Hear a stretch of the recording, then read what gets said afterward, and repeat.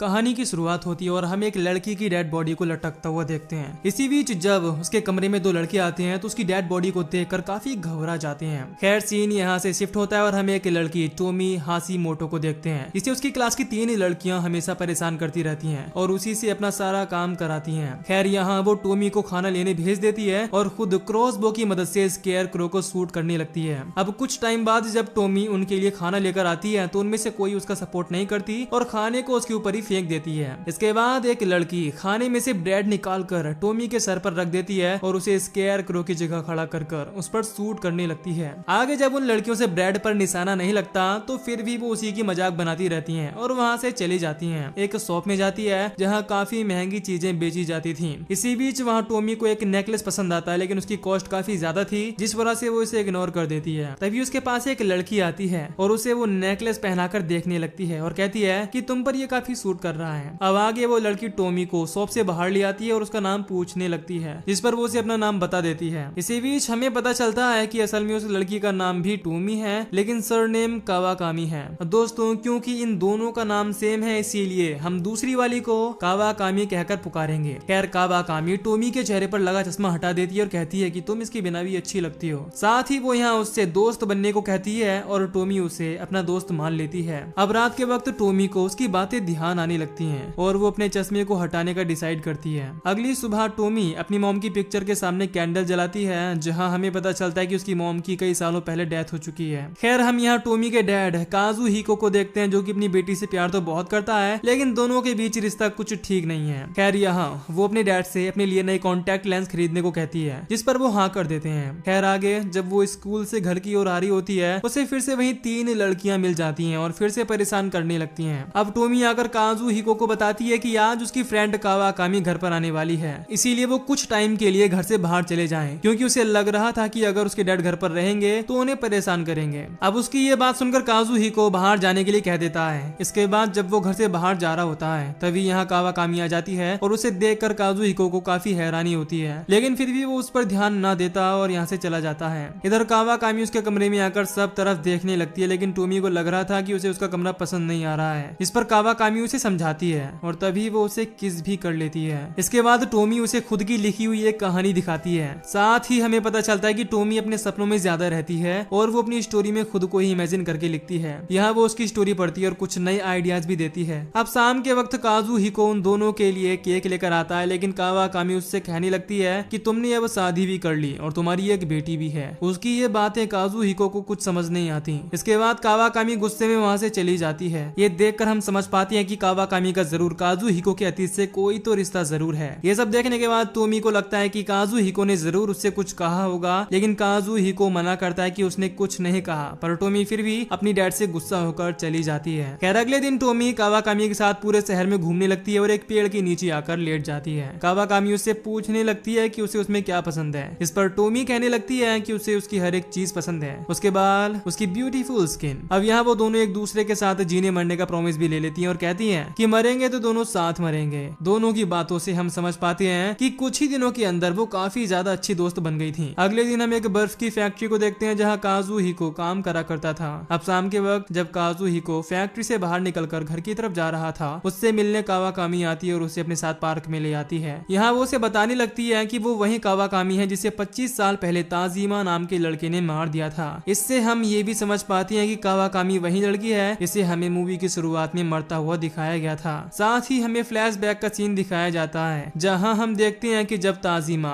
Kawakami के साथ relationship में था तो ये बात काजुहिको को अच्छी नहीं लगती थी क्योंकि वो उसे मन ही मन पसंद करता था। अब ये बात कावाकामी भी जानती थी और साथ ही वो भी उसे लाइक करती थी लेकिन ताजिमा के डर की वजह से वो हमेशा काजुहिको से दूर रही। इसी के साथ जब ताजिमा को उन दोनों के बारे में पता चला तो उसने कावाकामी को मार दिया और ऐसा प्ले किया जैसे उसने फांसी खाकर खुद की जान ली हो ताकि किसी को उस पर शक ना हो। अब प्रेजेंट में कावाकामी उससे कहने लगती है कि क्यों ना वो वैसे ही एक दूसरे से प्यार करें जैसे वो पुराने दिनों में करा करते थे। यानी अब वो काजुहिको के साथ फिर से रिलेशनशिप रखना चाहती थी। यहाँ वो उसे गले लगा लेती है और हम देखते हैं कि काजुहिको उसकी बातों में आ रहा है यानी वो कावाकामी से अट्रैक्ट हो रहा था। अब काजुहिको घर आकर अपनी मर चुकी वाइफ का सामान जलाने लगता है। ये देखकर टोमी उसे मना करती है लेकिन वो उससे कहने लगता है कि उसे अब इन सामानों की कोई जरूरत नहीं है। अब हम अगली सुबह का सीन देखते हैं जहाँ अब काजुहिको ने जॉगिंग भी स्टार्ट कर दी गई थी और अब वो एक्सरसाइज भी करने लगा था। साथ ही इन सब में कावाकामी भी उसकी हेल्प करती है और उसे पूरी तरह से अपने प्यार के ट्रैप में फंसा लेती है। अब हम अगली सुबह का सीन देखते हैं जहाँ अब काजुहिको ने जॉगिंग भी स्टार्ट कर दी थी और अब वो एक्सरसाइज भी करने लगा था। साथ ही इन सब में कावाकामी भी उसकी हेल्प करती है और ऐसा लग रहा था जैसे इन दोनों का ओ मा गुटुरु लव चल रहा हो। दोपहर के वक्त जब टोमी स्कूल से वापस आती है तो देखती है कि घर में हर तरफ अंधेरा हो रहा है। वो इस बारे में अपने डैड से भी पूछती है लेकिन वो किसी तरह बहाने मारकर बातों को टाल देता है। रात के वक्त जब टोमी अपने कमरे में पढ़ाई कर रही होती है तभी उसे नीचे से अजीब अजीब आवाजें आने लगती हैं। इसके बाद वो नीचे आकर देखती है कि उसके डैड अपने हाथ में चाकू लेकर अपने घर के बाहर खड़े हैं। वो उससे पूछने ही वाली थी कि वो क्या कर रहा है, लेकिन इसी बीच कावाकामी घर पर फोन कर देती है और कहती है कि वो कल रात उसके यहाँ रात में रुकेगी। इसे सुनकर टोमी खुश हो जाती है कि वो एक रात अपनी फ्रेंड के साथ बिता पाएगी। अगली रात को कावाकामी उनके यहाँ रुकने आती है और वो टोमी की वही बुक फिर से पढ़ने लगती है। इसी बीच कावाकामी बुक में एक सीन पढ़ती है जहाँ एन नाम की एक कैरेक्टर को बेड से बांध दिया गया था। अब इसे पढ़कर वो उसे टोमी पर ट्राई करने की कोशिश करती है और एक स्कूल टाई लेकर उसे बांधने लगती है।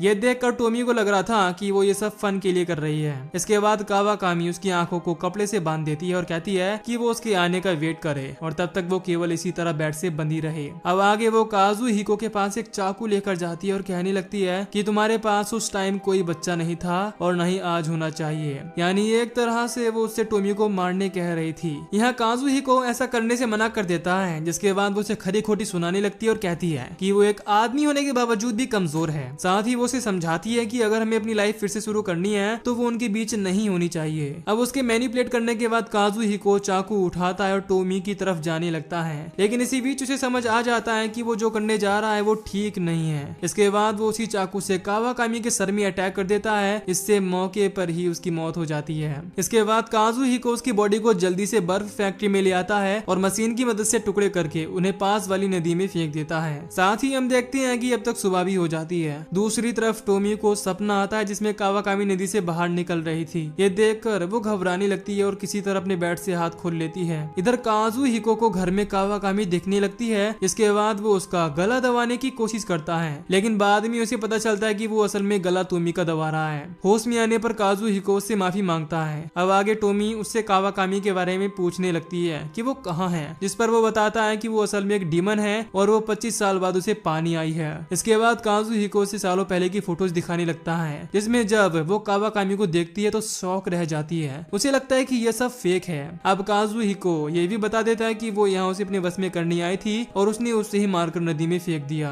कुछ टाइम बाद टोमी खुद नदी के पास आती है और कावाकामी को इधर उधर देखने लगती है। इसी बीच उसे उसका सर नदी के साइड में पड़ा हुआ मिलता है जो कि उससे मदद मांग रहा था। इसी बीच कावाकामी उसे फिर से फ्रेंडशिप को लेकर मैनिपुलेट करने लगती है और यहाँ टोमी उसके जाल में फंस जाती है और उसके सर को उठाकर गले से लगा लेती है। इसके बाद वो उसके सर को लेकर एक सुनसान इलाके वाले कमरे में आ जाती है और उसे एक तकिए पर रख देती है। यहाँ वो उसे छोटे बच्चों की तरह ट्रीट करने लगती है और बच्चों वाला ही खाना खिलाती है। शाम के वक्त जब वो घर आती है तो देखती है कि काजुहिको की हालत अभी भी खराब है क्योंकि उसे बार बार कावाकामी की स्पिरिट दिखती आ रही है। अगले दिन टोमी कपड़ों वाली मार्केट में जाती है और कावाकामी के लिए बच्चों जैसे कपड़े ले आती है। इसी बीच हम देखते हैं कि कावाकामी की बॉडी फिर से रीजनरेट हो रही है, लेकिन साथ ही वो इस वक्त एक क्रीचर जैसी लग रही थी। आगे हम देखते हैं कि टोमी उसे एक माँ की तरह ट्रीट करने लगी थी। वो उसे नहलाती है और उसकी अच्छे से देखभाल भी करती है। दोपहर के वक्त जब वो उसे लेकर बाहर घूमने आती है तभी एक औरत उसे देखकर डर जाती है और वहाँ से भाग जाती है।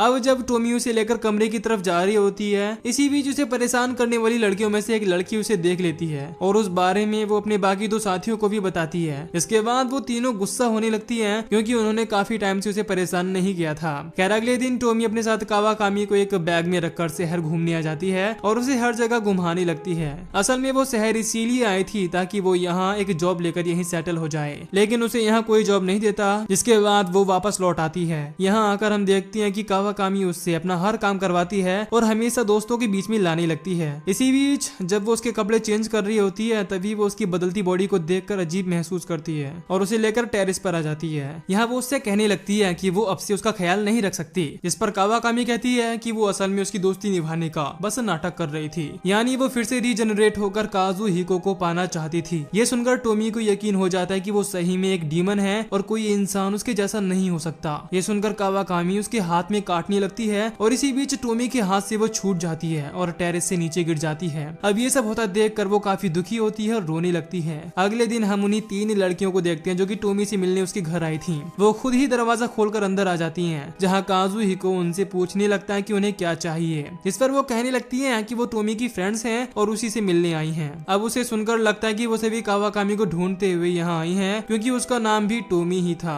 ये सुनकर वो कहने लगता है कि उसने उसे मारकर नदी में फेंक दिया। तभी वो तीनों लड़कियां काजुहिको को धक्का देकर एक कमरे में बंद कर लेती हैं और टोमी को आवाज लगाने लगती हैं। इसके बाद काजुहिको उनसे पूछने लगता है कि उन्हें टोमी से क्या चाहिए, जिस पर वो कहने लगती है कि वो यहाँ उसे मारने आई है। अब उसे लगता है कि वो उसकी बेटी के बारे में बात कर रही है, जिसे सुनकर उसे काफी बुरा लगता है और वो एक रॉड से उन तीनों को पीटने लगता है। वो उन तीनों को काफी बुरी तरह पीटता है, जिससे वो काफी घायल हो जाती हैं और जल्दी से उससे बचकर भाग जाती हैं। इसी बीच काजुहिको को घर के बाहर कावाकामी दिखाई देती है, जो कि अब पूरी तरह से रीजनरेट हो चुकी थी। वो यहाँ काजुहिको को बातों में फंसाकर अपनी तरफ बुलाने लगती है, लेकिन तभी यहाँ टोमी क्रॉसबो लेकर आ जाती है और उसके गले में शूट कर देती है, जिससे वो एक बार फिर मारी जाती है। अब यहाँ काजुहिको नॉर्मल हो जाता है और कहने लगता है कि ये फिर से होश में आ सकती है, जिसके लिए हमें इसे ठिकाने लगाना होगा। इसके बाद वो उसे बर्फ फैक्ट्री में ले आता है और उसकी बॉडी को एक आइस बॉक्स में रखकर फ्रीज कर देता है। अब कुछ टाइम बाद जब काजुहिको बर्फ को चेक करने जाता है तो हम देखते हैं कि कावाकामी की आंख खुल चुकी है और वो काजुहिको से मदद मांग रही है। अब उसकी बातों से वो उसके होश में आ जाता है और एक हथौड़ा लेकर बर्फ को तोड़ देता है। अब उसके ऐसा करने से कावाकामी आजाद हो जाती है और काजुहिको को अपने पास बुलाकर किस करने लगती है। साथ ही टोमी अपने डैड से कहती है कि ये एक डीमन है और हमें इसके वश में नहीं आना है। लेकिन डीमन नाम सुनकर कावाकामी गुस्सा हो जाती है और एक टूल लेकर टोमी को मारने आ जाती है।